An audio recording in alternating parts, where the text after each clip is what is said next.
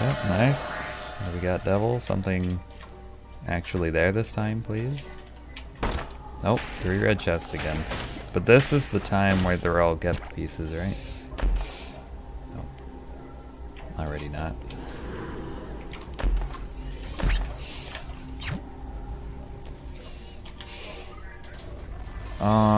I guess I'll wait till next floor to use the box so I can get an additional 2 soul hearts over the normal boss item room I would get here. Or boss room item.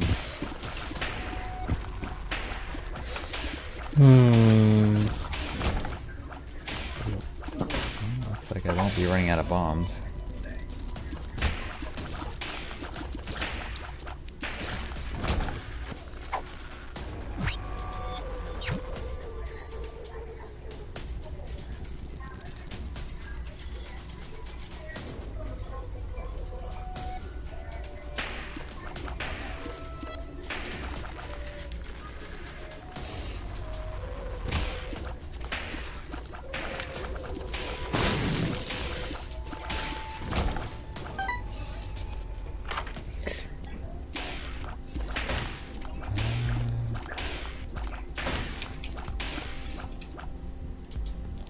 Do kind of want the mom's key.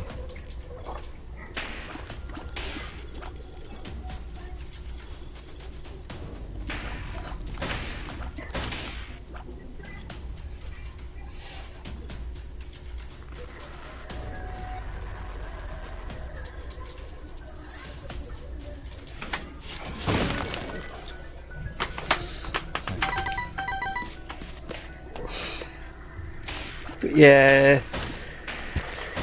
Do you know about the Final Fantasy X novel, Kale? Because I think it's pretty funny how much it ruins the story. And if you don't, you just should probably keep it that way. Yeah. If you do know about it, then I'll probably just not elaborate. I don't know what's wrong with them. That's all I have to say. I swear that the person that made the Final Fantasy X story, after they saw how popular Final Fantasy X was, they wanted to ruin it for everyone as much as possible. Choose that. 10-2 was already not that great story-wise. Gen 2 ruined it on its own. Yeah. Wow, so many bombs. But the novel does it 10 times worse. 10.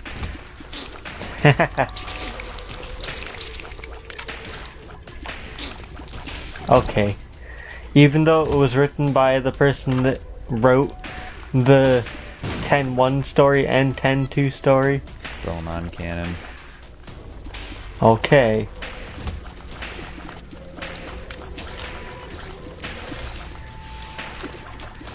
I shall explain it then.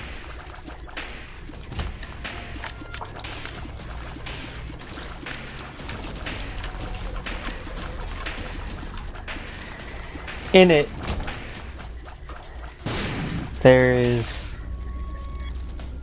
quite the problem that is presented.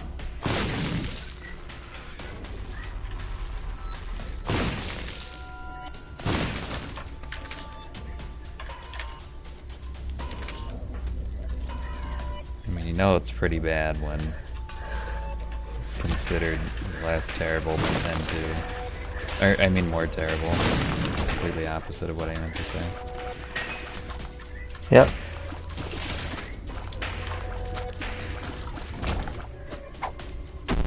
Hands down, I don't really care. Ooh. Oh, soul hearts. Okay, so in it, there's like 2 stories. Actually, 3. One is boys' side, one is girls' side, and one is both. Like, from both perspectives. Boys' side is from Tidus's perspective. Una is girls' side. And, like, it's already terrible just by the fact you have it from different characters' perspectives, because like they could have just done it as one thing to begin with. It's like, why make it into 3 sections? In it's stupid to explain even.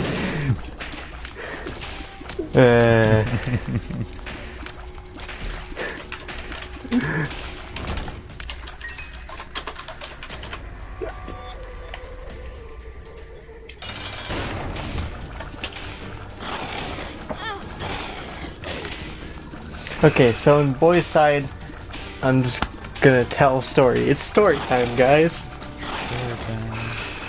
After reuniting with Tidus on the Besaid Island, or Yuna, Tidus, and the Gullwings return to Besaid Village along with Lulu, Waka, and the rest of the villagers. Tidus is surprised to be introduced to Vidina, Waka, and Lulu's child. So Waka and Lulu got together and have a kid. That's not really problematic because they seemed pretty into each other. That's not out of the realm of possibility within the game.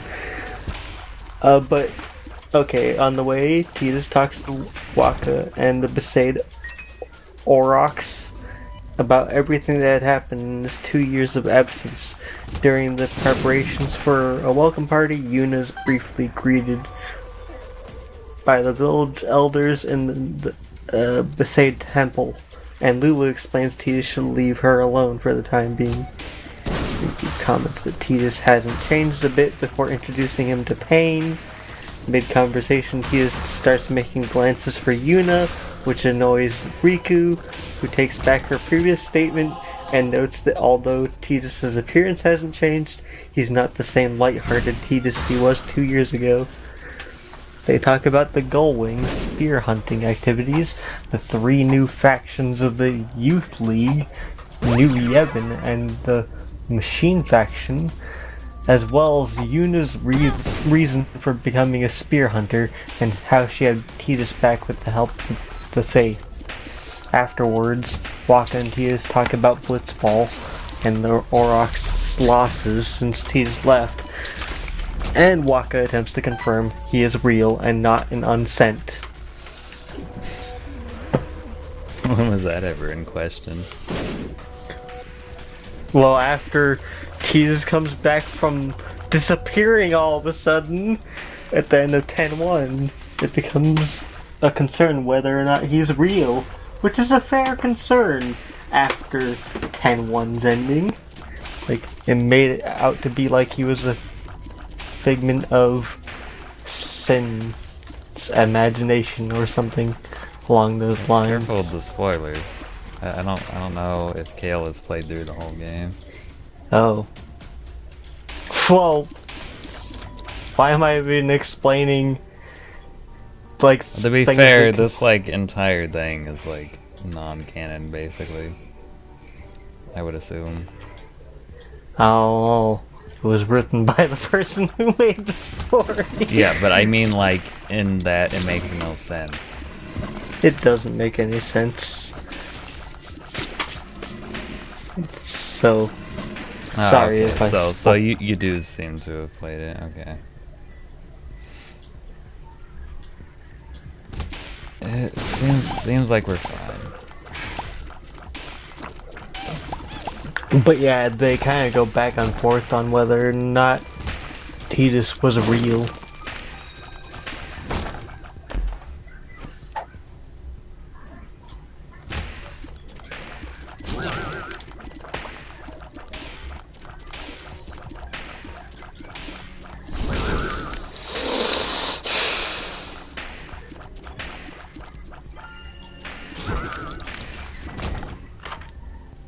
Ooh, that's a no-brainer.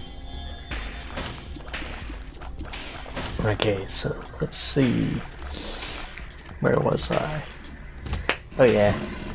Besaid has become a prosperous place thanks to the tourism brought by Yuna's influence and a newly established fishery business.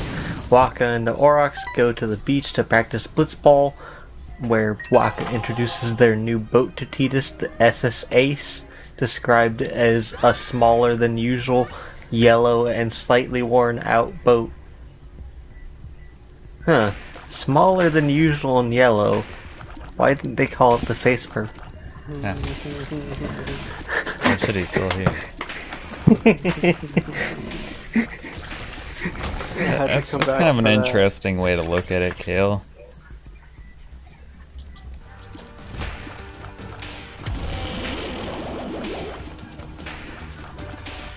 Actually sounds plausible. It makes more sense than this continuation to the story. I haven't even gotten to the bad part yet. Like, this isn't too bad so far. It's just stuff about Blitzball and It's what the has... short bus.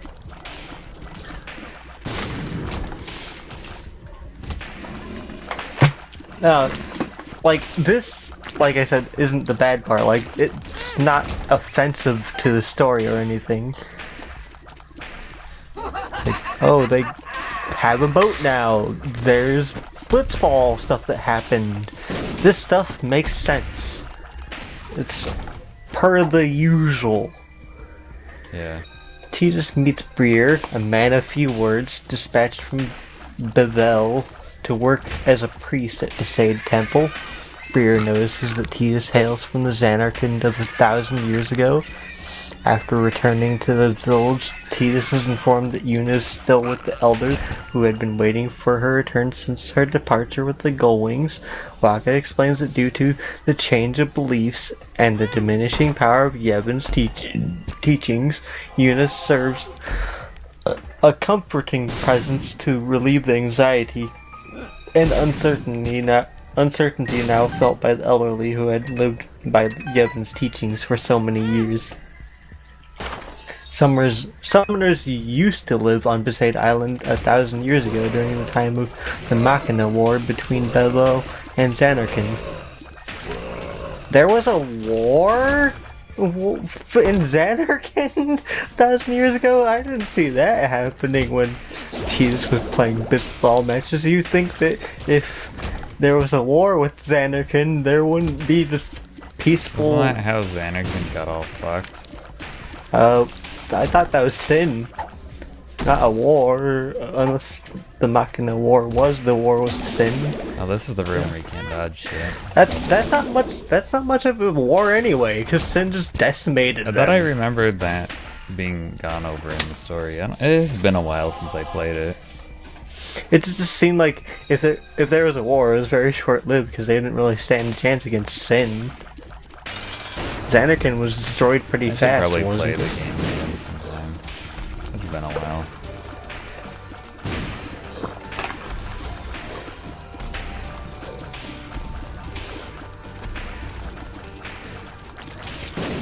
Yes, that's where sin came from. See, my memory of the story is not very good either, but at the very least, I remember enough to know that some parts of this make no sense at all and are completely stupid. But I've not gotten there yet. Summoners are described as those... Wafer's actually useful. Summoners are described as those with an enhanced sensitivity to pyreflies, trained to fight against Xanarkand while living a life of suppression, regardless of their own desires. Summoners took the name of a god, and once they died, they became an unsent. They gave up that name, reverting to their original name with another succeeding the god's name. So what was Auron's god name? Because Auron is an unsent.